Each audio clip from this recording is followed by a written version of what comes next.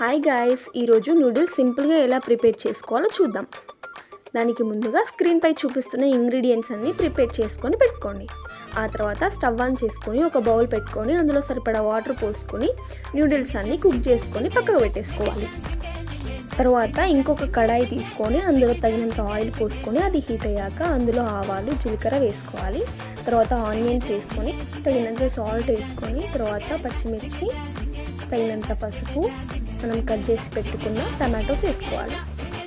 ఇందులో మనకు ఒక మసాలా ప్యాకెట్ వస్తుంది కదండి, ఆ మసాలా ప్యాకెట్ కూడా ఇందులో వేసుకొని మంచిగా కుక్ చేసుకోవాలి.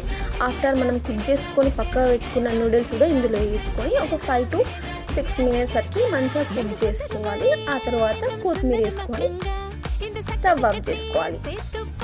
తర్వాత ఒక సర్వింగ్ బౌల్లోకి తీసుకొని సర్వ్ చేసుకొని తినడమే. చూడండి ఎంత సింపుల్గా ఉందో. మీరు కూడా ట్రై చేయండి. ఎలా వచ్చిందో కామెంట్ చేయండి, లైక్ చేయండి, షేర్ చేయండి. Thank you guys. సబ్స్క్రైబ్ చేయడం మర్చిపోకండి.